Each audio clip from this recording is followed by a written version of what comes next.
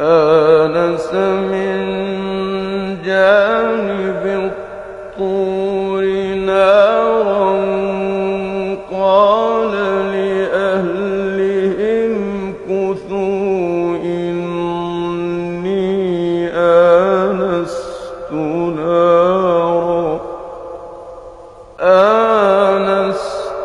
نارا لعلي آتيكم منها بخبر أو جذوة من النار لعلكم تصطلون فلما أتاها نودي من شاطئ الوادي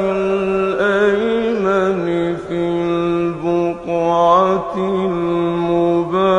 المباركة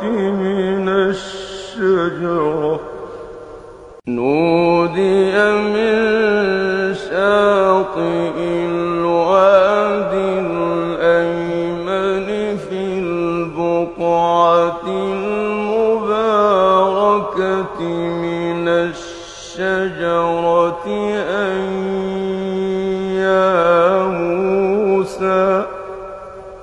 أن يا موسى إني أنا الله